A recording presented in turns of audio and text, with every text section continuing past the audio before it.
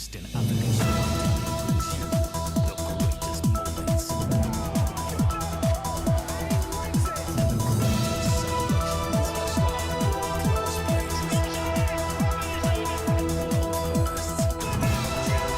SafeMusicList.com, royalty-free music for marketing and promotional videos.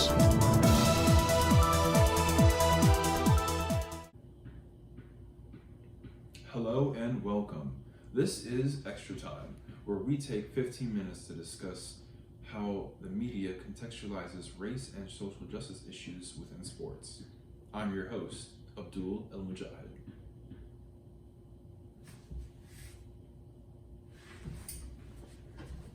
Cut. In today's news this past week, Manchester United soccer star Marcus Rashford was demonized on the Daily Mail for buying $2 million worth of luxury homes in Manchester United. Here are the headlines. Now, I want y'all to really read that post. Let's break it down. Quote-unquote campaigning football star. They are referring to the 23-year-old's campaign to feed underprivileged kids in his community in Manchester, England. Yet, when they talk about another football star, known as Phil Foden, by the way, football is what they call it in England, Phil Foden, a white soccer player in the same league who did the same thing, gets a different headline. Let's look at that. Manchester City starlet Phil Foden buys new £2 million home for his mom. These headlines are completely different and posted by the same news outlet. Notice how they use words like starlet to describe his status as an athlete, then say nice things about him by saying things like he's trying to keep the family quote-unquote close-knit. This is absolutely disgraceful by the Daily Mail if you ask me. By all means, I'm happy for Phil and the things he's doing for his family. I really am. But why is the narrative on Rashford's depiction as him being a big money spender, and when they use a picture of him that looks like he just lost millions at the casino, it would seem to me that certain people have a problem with young, successful black athletes spending their money, while also trying to give back to the community at the same time. Rashford also bought those houses as an investment not only for his family, but also as an entrepreneurial investment as well. Notice how Rashford on the left looks like he's going through it, like he just lost his contract or something, while Phil on the right looks like he just got done scoring a goal against Arsenal in the 60th minute. The depictions of these two athletes is completely different for both having done the same thing, buying a house for their families. Also, not many people know this, but Rashford's campaign to end hunger in the UK is an ongoing one that has caught the attention of the British government. Welcome back. To shed light on Rashford's campaign, the BBC News posted an article about his goal to end child hunger within the UK. Rashford points out that most of these kids in inner city schools don't have enough money for food, and their parents are either busy at work or don't have the time to come home and cook for their kids. Thanks to his efforts, the government is to spend more than $400 million to support poor children and their families in England.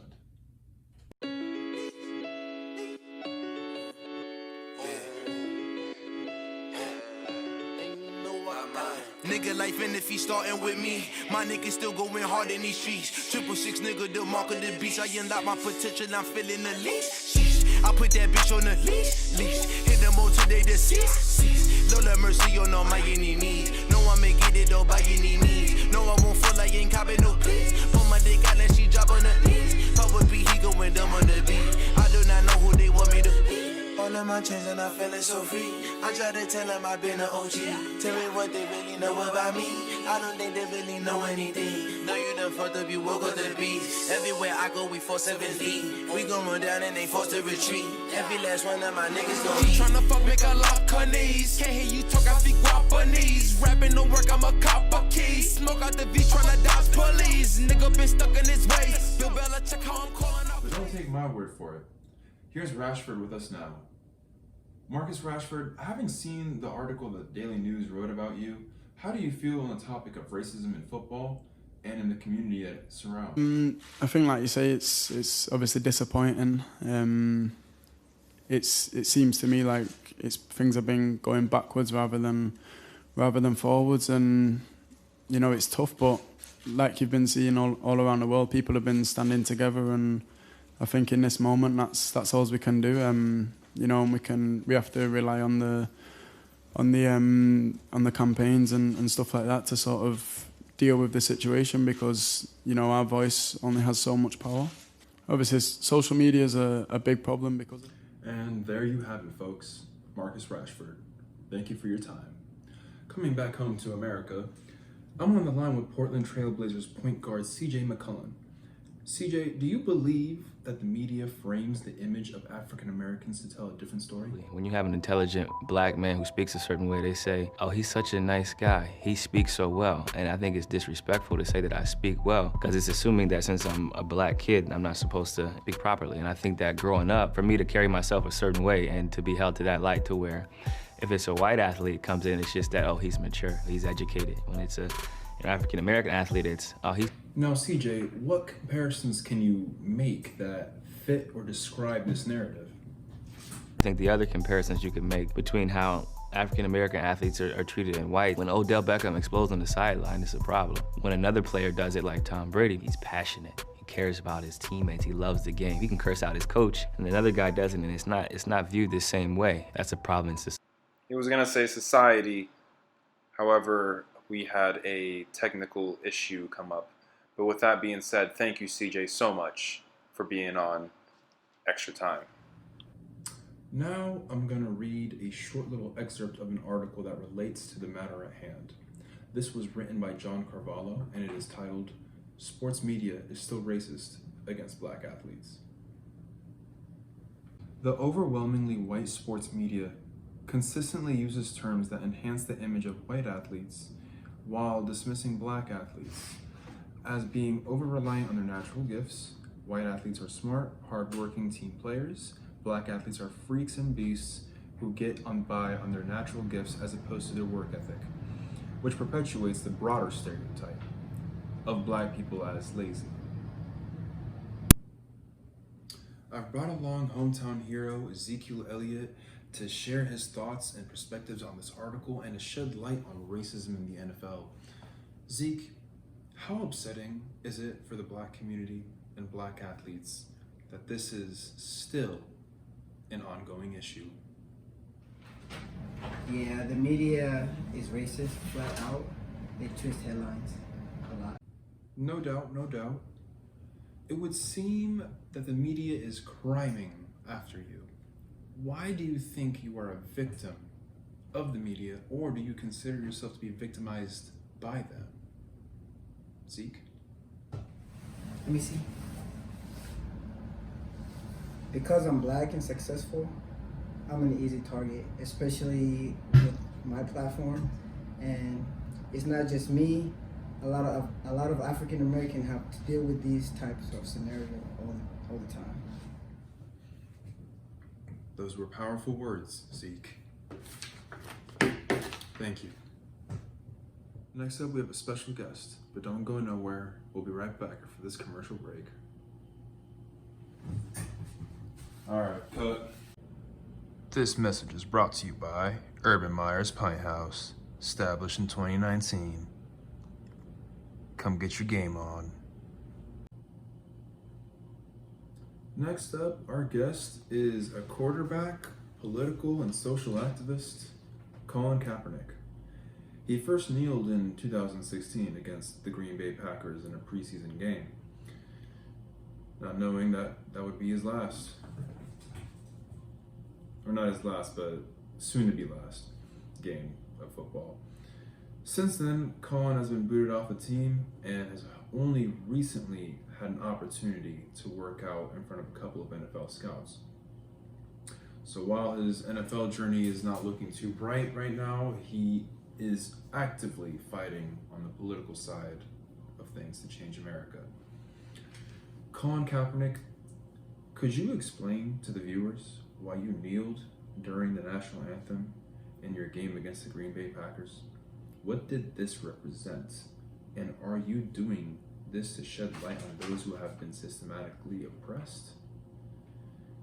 I already know the answers, Colin. This is for the viewers. I'm going to continue to stand with the people that are being oppressed. To me, this is something that has to change. And when there's significant change, and I feel like that flag represents what it's supposed to represent, and this country is representing people the way that it's supposed to, I'll stand. I think it's a good thing. It brings awareness. Everybody knows what's going on, and this sheds more light on it. Now, I think people are really talking about it, having conversations about how to make change, what's really going on in this country, and we can move forward. I think it's something that can unify this team, it's something that can unify this country. If we have these real conversations that are uncomfortable for a lot of people, if we have these conversations, there's a better understanding where both sides are coming from. And if we reach common ground and can understand what everybody's going through, we can really affect change and make sure that everybody's treated equally and has the same freedom.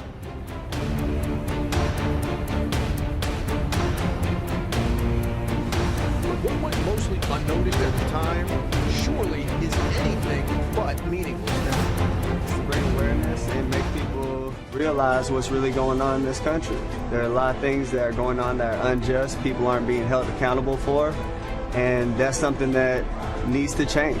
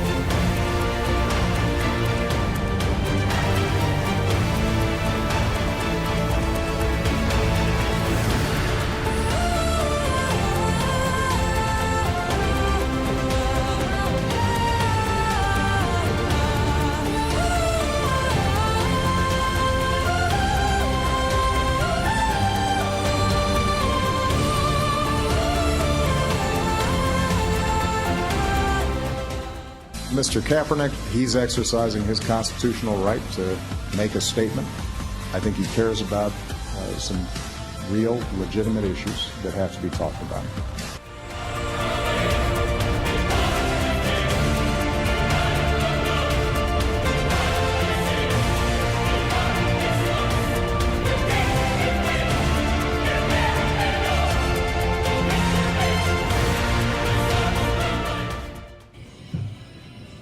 Well, that was powerful.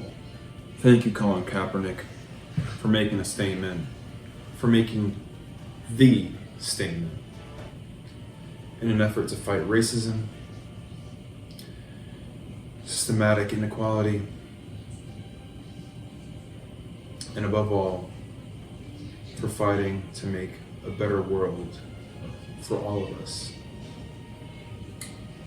White, black, gay, bi, Muslim, queer, it doesn't matter. Christian, Jew, atheist, Buddhist, we all live in one world. We all share one airspace. And so for that, Colin, I'm sorry, I salute you. Thank you so much for what you've done for this country. Thank you for exercising your First Amendment right. And thank you for being on Extra Time. That is all, ladies and gentlemen. Have a good rest of your night. And thank you for tuning in.